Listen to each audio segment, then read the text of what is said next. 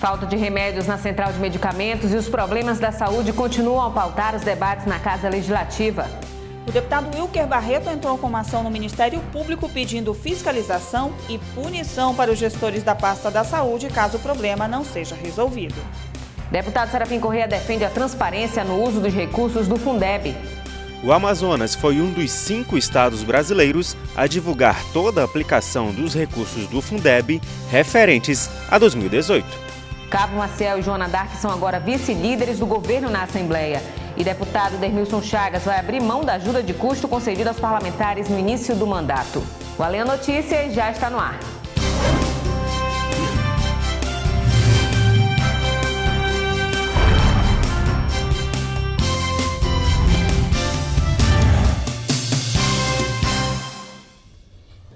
Boa noite.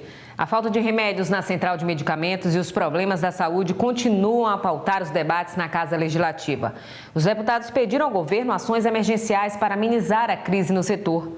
Wilker Barreto entrou com uma ação no Ministério Público pedindo que os gestores sejam punidos caso os problemas demorem a ser resolvidos.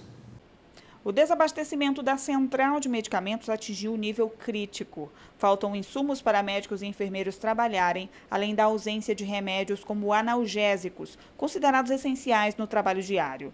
A deputada pelo PP, Maiara Pinheiro, apresentou em plenário um diagnóstico da real situação da Central. Dos itens padrão que precisa ter em estoque, a parlamentar identificou que existem apenas 12% do estoque para o período de 3 meses e apenas 25% para o período de 1 mês. Segundo a deputada, a situação é ainda mais grave no que diz respeito aos itens essenciais.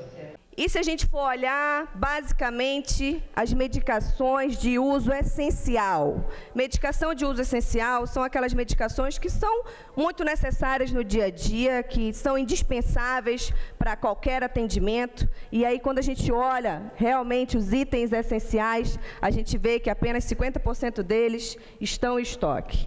Maiara sugeriu que a aquisição de insumos e medicamentos seja realizada apenas pela Central e não por várias unidades de saúde. A sugestão é para evitar gastos excessivos e descontrole nos estoques. Eu acho que deve haver um controle maior. Se a gente descentralizar isso e não deixar um único órgão, uma única unidade gestora, a gente perde realmente o controle e eu acho que iniciar controlando esses gastos, esses pedidos, a gente já consegue fazer uma economia necessária para que realmente haja uma eficiência na dispensa e no controle desses medicamentos. O deputado pelo PR e vice-líder do governo, Cabo Maciel, explicou que a crise na saúde pública é herança da última gestão. Essa é uma herança que não é do governador Wilson Lima. Essa é uma herança de 2017, do ex-governador. O ex-governador amazonino deixou de pagar as cooperativas, deixou de pagar os sindicatos, deixou de pagar o servidor da saúde. Nós estamos falando de agosto, setembro, agosto, outubro, novembro e dezembro, e nós temos o ano de 2017 e 2018 praticamente todo. O deputado pelo PHS, Wilker Barreto, entrou com uma ação no Ministério Público Estadual pedindo fiscalização na Central de Medicamentos e nos hospitais. A ação também pede punição aos gestores da pasta caso os problemas não sejam solucionados. A decisão foi tomada após visita aos hospitais João Lúcio e 28 de agosto, que, segundo o parlamentar, estão desassistidos. Eu quero hoje sair daqui dizendo, olha, parabenizo o governador pela atitude de normalizar a urgência e a emergência, mas o que eu tenho de sábado, a nota oficial do governo é pedindo 15 dias para regularizar os estoques das SEMAS. Eu faço uma pergunta para você que é profissional de saúde. A urgência e a emergência do Amazonas aguenta 15 dias? Quem também visitou unidades hospitalares da capital foi a deputada Joana Dark. A parlamentar esteve no Centro de Oncologia do Estado, acompanhada do deputado federal Marcelo Ramos. E a notícia de que a Suzam já autorizou aproximadamente 80% dos pagamentos atrasados para as empresas terceirizadas também foi assunto na Assembleia. O deputado Fausto Júnior destacou o comprometimento do governo com a situação. A Secretaria de Saúde informou que, até o início da semana, tinha autorizado o pagamento de quase 80% dos valores previstos para 2018, cumprindo com o acordo firmado com as empresas terceirizadas que atuam nas unidades de saúde. O montante corresponde a 72 milhões dos 93 milhões de reais previstos. A informação foi tema de discurso em plenário pelo deputado Fausto Júnior, do PV. O parlamentar destacou que uma reunião do vice-governador e secretário estadual de saúde, defensor Carlos Almeida, com os gestores das unidades de saúde, esclareceu aos trabalhadores os números. Para Fausto, a atitude reflete a transparência que o governo vem tratando os problemas enfrentados na área da saúde. A parte do governo, é importante ressaltar que esse governo não está potencializando o problema. O problema não está aumentando, pelo contrário, ele vai regular a questão dos pagamentos correntes desse ano e começar a quitar também os pagamentos atrasados. É importante esse compromisso do governo do Estado para tornar saudável a questão da gestão da saúde do nosso Estado. A Suzan informou ainda que os pagamentos que estão em aberto são por questões burocráticas internas, além de ausências de documentações. Os republicanos Cabo Maciel e Joana D'Arc são vice-líderes do governo na Assembleia. O anúncio foi feito pelo governador Wilson Lima. O líder do governo destacou que, pela primeira vez, uma mulher assume a vice-liderança do Executivo na Assembleia Legislativa e deu as boas-vindas aos dois parlamentares. Semana passada eu estava só, né? O governo só tinha anunciado eu como líder e faltavam os dois vice-líderes. Foi nomeado ontem os dois vice-líderes, já tem também o líder da maioria juntamente com seus vice, então hoje nós somos uma base de 6 que estamos juntos em defender o governo do Estado do Amazonas para o melhor da população do Estado do Amazonas. Em seu primeiro mandato no Poder Legislativo Estadual, Joana D'Arc disse estar honrada pelo convite e garantiu que vai desempenhar um bom trabalho, mas sempre priorizando o interesse do povo do Amazonas. A gente tem uma linha de trabalho de forma muito transparente. O governador fez esse convite acreditando no perfil de trabalho que eu já venho desenvolvendo e a gente vai levar com muito diálogo. Eu quero ser uma interlocutora dos problemas das pessoas com o governo para que a gente possa solucionar, para que a gente possa, de forma muito justa, ver também os problemas e encontrar as soluções aqui na Casa Legislativa. Cabo Maciel também destacou que vai atuar na vice-liderança com responsabilidade e compromisso com o bem do Estado. Eu quero agradecer a Deus pela vida, saúde, oportunidade. Eu quero agradecer a oportunidade dada pelo governador Wilson Lima. Nos chamou, teve uma conversa conosco, perguntando se a gente aceitava esse desafio e eu topei. Eu não fujo das missões que são pagas. A gente precisa divulgar aquilo que é bom do governo e a gente precisa defender aquelas críticas que vêm de forma desconstrutiva. Então a gente vai se portar aqui. Carlinho é o líder do governo, serei eu e Joana D'Arc os dois vice-líderes. Trabalharemos em conjunto e trabalharemos numa atuação de tentar colocar para a população amazonense todas as ações que o governo vem tentando fazer de melhoria do Estado. Em nota, a direção do Partido da República destacou que a posição oficial do PR é de independência em relação ao atual governo e que apoiará todas as iniciativas que visem melhorar a vida do povo do Amazonas, além de fiscalizar o cumprimento dos compromissos assumidos em campanha. O deputado Dermilson Chagas anunciou em plenário que vai abrir mão da ajuda de custo concedida aos parlamentares no início do mandato, popularmente conhecida como auxílio paletó. Nas casas legislativas espalhadas pelo país, é comum a existência de auxílio financeiro aos parlamentares para o exercício do mandato. Na Lean, até o ano de 2013, os parlamentares recebiam uma ajuda de custo por 8 vezes durante o mandato de 4 anos, o que ficou conhecido popularmente como auxílio paletó. Há 6 anos, a regra foi alterada e o benefício passou a ser pago apenas 2 vezes, uma no início do mandato e a outra vez no final do 4º ano de atuação parlamentar. O benefício equivale a 1 mês de salário de deputado estadual. Mesmo com a redução do benefício, o deputado Denilson Chagas decidiu apresentar um requerimento abrindo mão da ajuda de custo. De acordo com o parlamentar, o atual momento da política brasileira impõe a necessidade de extinção do que pode ser considerado um privilégio da classe política. A sociedade hoje ela está clamando, por mais transparência, por mais ética, por mais respeito ao dinheiro público, eficiência e eficácia. Então, atendendo todo um clamor que foi expressado nas urnas sobre o comportamento político, nós estamos dando a nossa cota de colaboração à demanda que vem da sociedade, abrindo mão do auxílio paletó para não fazer jus a essa ferramenta. Nós ganhamos um bom salário, somos bem remunerados e esse dinheiro pode ajudar em outra atividade fim da casa. Deputado Serafim Corrêa defende a transparência no uso dos recursos do Fundeb e deputados vão fazer um indicativo ao governo para a construção do Museu Olímpico no Amazonas. É o que você vai ver a seguir. És formosa de natureza. A vida corre em tuas veias. Todos os olhos estão voltados para ti. Tens o sangue verde da nobreza. Não negas água, nem o teu fruto, nem esperança para a humanidade, que tem medo de seu próprio futuro. Preserve.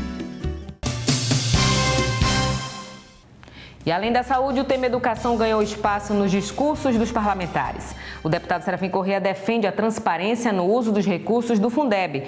E a deputada Terezinha Ruiz ressaltou ações que estão sendo realizadas para valorizar o ensino no Amazonas. O deputado pelo PSB Serafim Corrêa apresentou um balanço dos recursos do Fundo de Manutenção e Desenvolvimento da Educação Básica e de Valorização dos Profissionais da Educação, o Fundeb, relativo ao ano de 2018. O parlamentar defendeu a transparência na aplicação dos recursos e parabenizou o poder público pela divulgação dos dados. Pela primeira vez, os dados foram apresentados em tempo hábil e permite o controle social, permite que todos, absolutamente todos, possam ter acesso a essas informações, discuti-las, aprofundá-las e ver se tem alguma inconsistência. Os recursos do Fundeb são para uso exclusivo de valorização da educação básica. Ano passado, 61,25% do total dos recursos foram usados na remuneração do professor em sala de aula.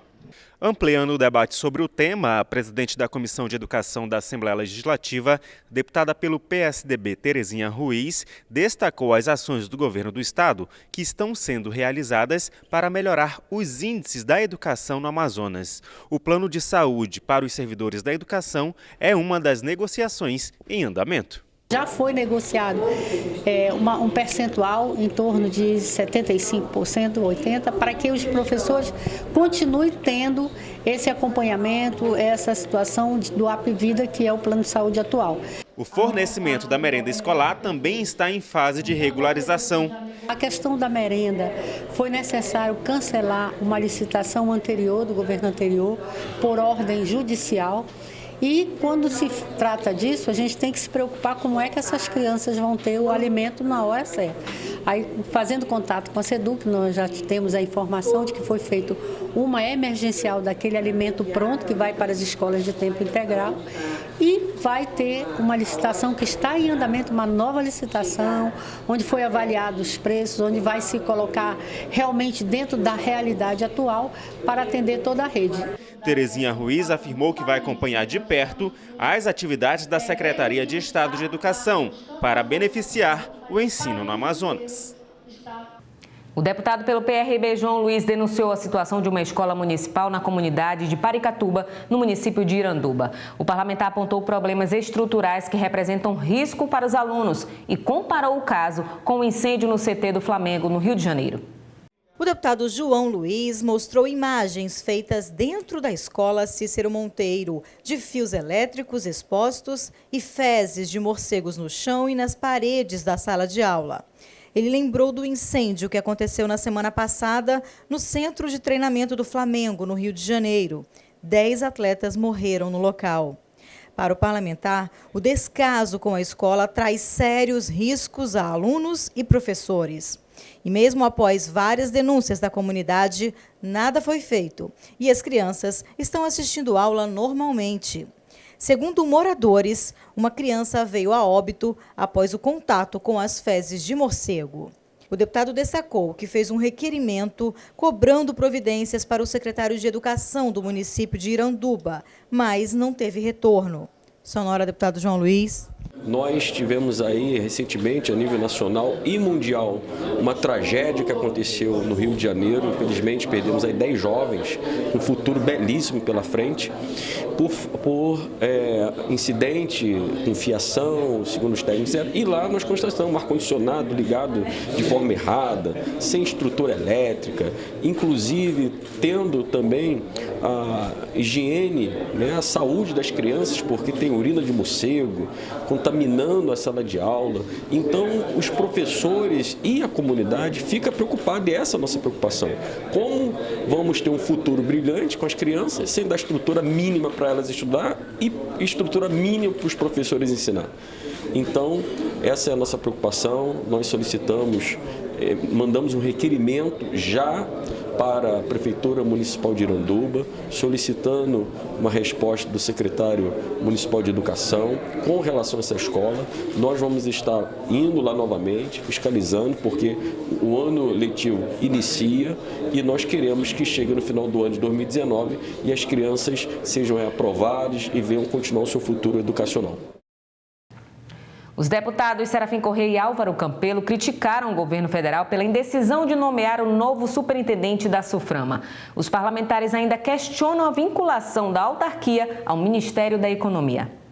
Assim que tomou posse, o presidente Jair Bolsonaro publicou um decreto em que vincula a superintendência da Zona Franca de Manaus ao Ministério da Economia, comandado por Paulo Guedes. Desde lá, a cadeira do novo chefe da SUFRAMA encontra-se vazia. A indecisão de o governo federal em nomear o novo superintendente cria uma queda de braços entre civis e militares. Os deputados Serafim Correia e Álvaro Campelo criticam a política liberal do presidente diante do futuro do polo industrial de Manaus. É que tem uma briga dentro do governo. Por quê? O governo está dividido em 3 pedaços. Os ultraliberais, liderados pelo Paulo Guedes, que quer nomear um superintendente da SUFRAMA.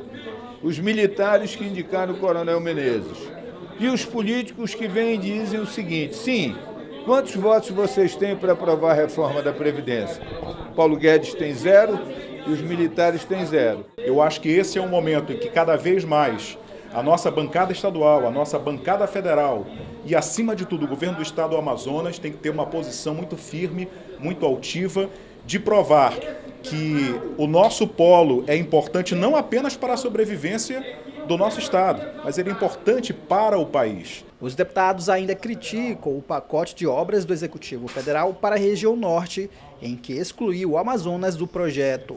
Uma força política envolvendo o Legislativo Estadual, Executivo e a bancada do Amazonas deve pressionar o presidente sobre o caso.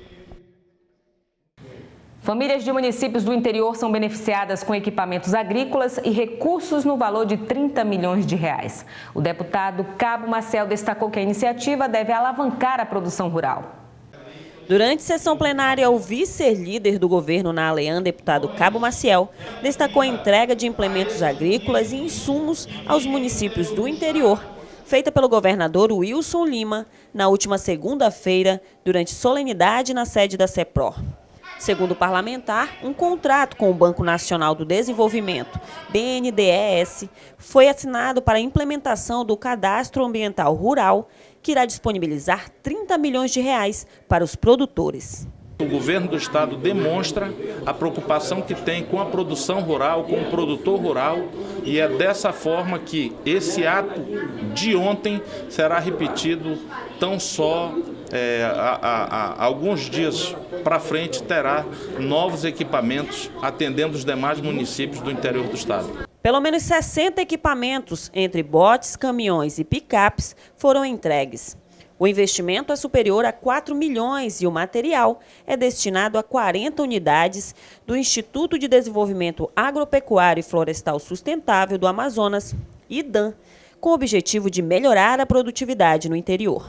O material que a gente está entregando hoje, esses caminhões, lanchas, também vão ser fundamentais exatamente nesse momento em que os rios começam a subir em algumas regiões, como é o caso, por exemplo, de Ipixuna, de Guajará, que já estão decretando estado de emergência. Essas lanchas vão estar à disposição da atividade do setor primário, mas também em casos como esse, de desastres ambientais, também vão estar à disposição. Além do recurso e dos insumos, a Companhia Nacional de Abastecimento, CONAB, entregou pouco mais de 13 toneladas de sementes de milho, que serão distribuídas em 45 municípios, beneficiando mais de 900 famílias. Um dos maiores museus olímpicos do mundo pode ser criado no Amazonas. Essa é a proposta do presidente da Confederação Brasileira de Atletismo, Roberto Gesta, que tem no acervo pessoal mais de 40 mil itens relacionados aos Jogos. O projeto foi apresentado a uma comitiva de deputados. Com 73 anos de idade, Roberto Gesta é um dirigente esportivo amazonense e atual presidente das Confederações Brasileira e Sul-Americana de Atletismo. Ele também é um colecionador de relíquias olímpicas. Em sua casa, ele possui um acervo com mais de 40 mil peças de todos os Jogos Olímpicos da era moderna. Agora, ele quer que toda a sociedade tenha acesso a esse acervo. O assunto foi discutido em plenário pelos deputados Serafim Correia, Alessandra Campelo, Joana Dark e Abdala Frache. Eles estiveram reunidos com Roberto Gesta, que apresentou o projeto para a criação de um museu olímpico que, se criado, será considerado o segundo maior do mundo, perdendo somente para o Museu do Comitê Internacional. Os parlamentares concordam que o Estado ganhará com o empreendimento, uma vez que a exposição servirá como ponto turístico com obras e relíquias únicas. Os deputados farão um indicativo ao governo do Estado para executar a obra. Na realidade, o Museu Internacional do Esporte, que é o projeto que o Dr. Roberto Gesta já está implantando na Arena da Amazônia, mas precisa do apoio do Estado para que ele seja concretizado efetivamente, pode mudar a história do Amazonas do ponto de vista turístico. Porque hoje o Amazonas é conhecido pelo Teatro Amazonas, pelo Encontro das Águas, mas pode ter o maior acervo sobre o esporte do mundo. A única pessoa no mundo que tem peças raras, muitas até antes de Cristo. Então, qual é a ideia? Que o governo possa também incentivar para que a gente tenha uma referência de um lugar para que os turistas possam visitar. Isso vai abrir um espaço muito grande. Esse lugar deve ser na Arena da Amazônia, porque hoje as pessoas chegam lá na arena e só visitam a arena. Isso traria mais pessoas, isso indiretamente produziria emprego. Os deputados Serafim Correia e Alessandra Campelo também se manifestaram em favor do projeto. Entre os itens da coleção encontra-se a única medalha de ouro cunhada para os Jogos Olímpicos não realizados devido à eclosão da Primeira Guerra Mundial. Ao todo, são mais de 40 mil objetos que compõem a coleção. O Alê Notícias fica por aqui. Uma ótima noite para você e até amanhã.